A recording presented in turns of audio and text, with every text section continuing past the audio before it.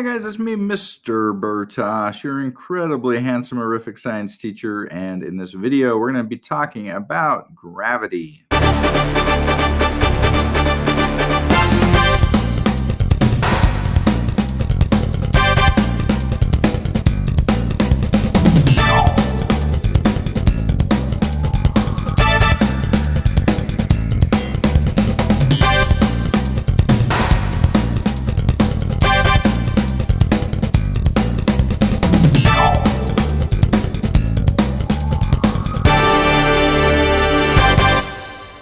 Chances are pretty good that you have heard of this guy who supposedly discovered this thing called gravity. And that guy's name is Isaac Newton. And as the story goes, Sir Isaac Newton was sitting under a tree, and all of a sudden, out of nowhere, a rude and bullying apple tree took one of its apples and violently threw it at his head, or something like that. The apple fell from the tree, clonked him on the side of the head, and then he's like, "What the heck?" And then he realized that there was gravity. But that kind of begs the question, didn't anybody else ever realize before Isaac Newton that things fell down? Or was there like no gravity before Isaac Newton? Did everything float before then? Okay, obviously, gravity existed way before Isaac Newton. He did not invent gravity. And likewise, obviously, people knew that things fell long before then. I mean, there's a guy that lived before him named Galileo that was dropping things off the Leaning Tower of Pisa. So people knew about gravity already. It's not like Isaac Newton was the first one to go, "Oh my gosh, look at that. Look at that apple. It fell. Oh, I'm going to go tell everyone things fall." That's not what he discovered. So why do we credit him with discovering gravity? Well, what he really did is he discovered a way to mathematically describe gravity and to predict with accuracy how things will fall and the rate at which they will fall. And this is really quite astonishing when you think about it, because Isaac Newton did this without computers, without even the ability to go into outer space. Okay, gravity is something, it's a strong force, but it's only strong when you're really close to an object, and like the Earth. And quickly, the further away you get from the Earth, the strength of gravity decreases.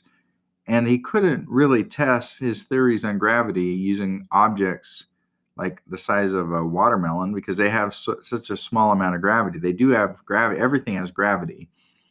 Everything with mass, with atoms, has gravity. But Isaac Newton couldn't perform any experiments using things that small because their gravity is so little. So how did he do that? Well, Isaac Newton had the ability, and you also have this ability, you smart half-size human, to close his eyes and to imagine how the universe works.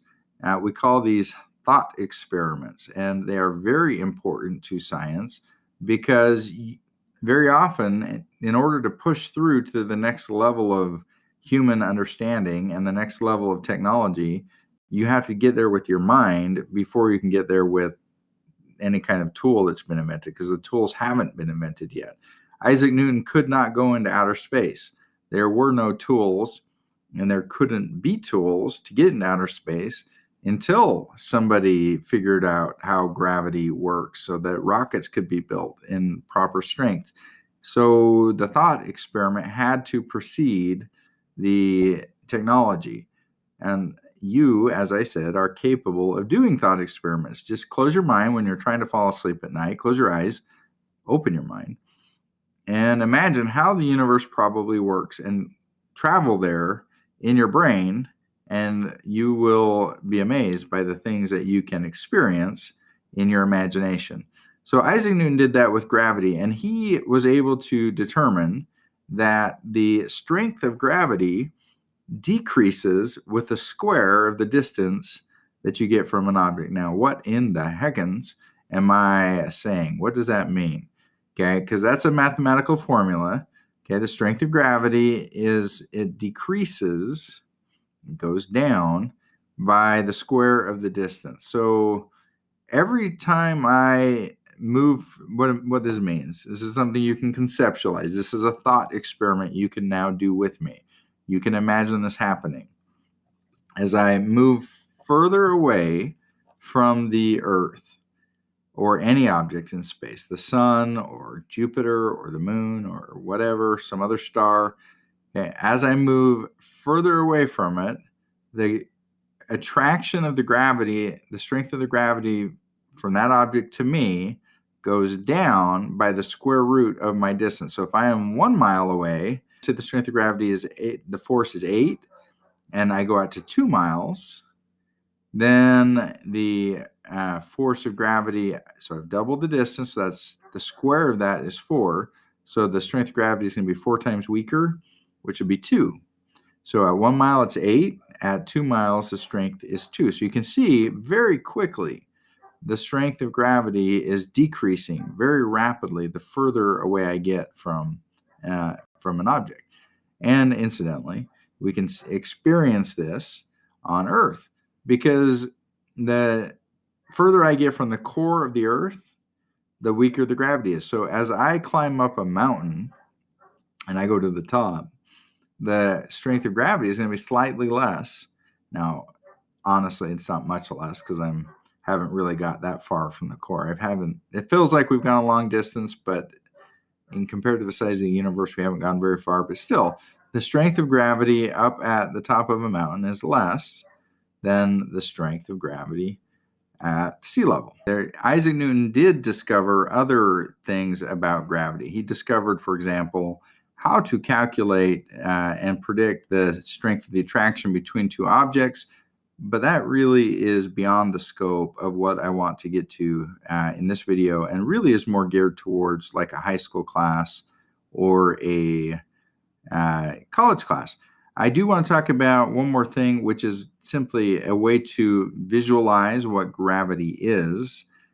Gravity, we often say, is a disturbance in the fabric of space-time.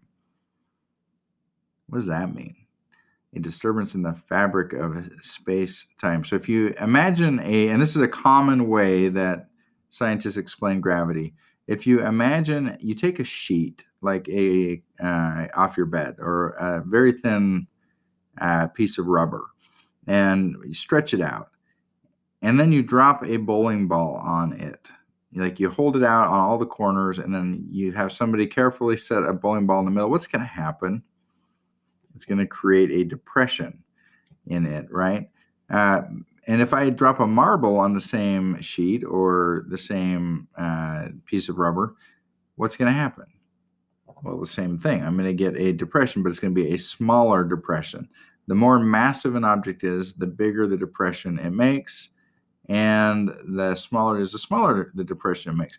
As an object is traveling through space, like an asteroid, if it is rolling along in space-time and it comes to the object, the bowling ball or a star is like a marble or an asteroid, is going too slow, it's just going to fall straight into the depression made by the larger objects, go into the star.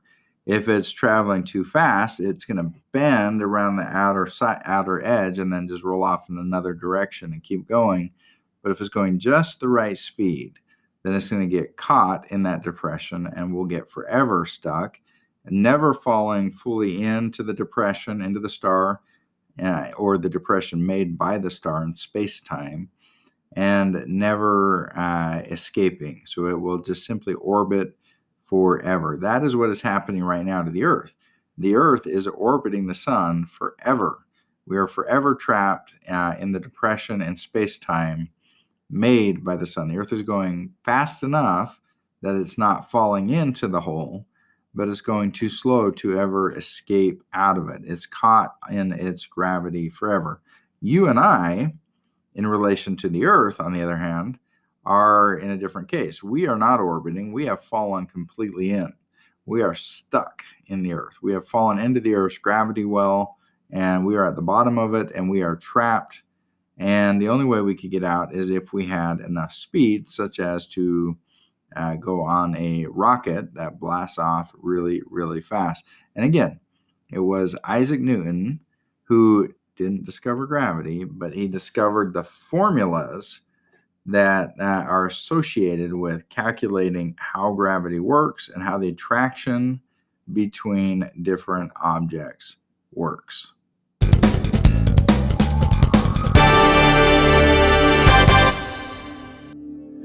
Hi guys, thanks for watching my video. These rambling science videos where I go unscripted and just kind of barf up all the science knowledge out of my head are part of a series that go along with an online class that I teach, which you can sign up for if you go to handsomescienceteacher.com. I also have a whole bunch of free resources for homeschoolers. I have hundreds of articles on every topic that covers your entire science curriculum from 5th through 8th grade. I have online games and quizzes, all curated and written by this handsome guy, a science teacher with, well, three degrees, but 2 of them are in science. So it's targeted right to and directly to your science students. So sign up, subscribe to the channel, and I release lots of videos. Also, in addition to these ones, lots of little short videos that are like 2 minutes long that cover science topics. Those ones you don't get to see my handsome face, but they're still good videos and they're much more targeted, and those ones are scripted, so you don't have to hear me like you are right now going blah blah blah. The end. Subscribe. Thank you. Goodbye.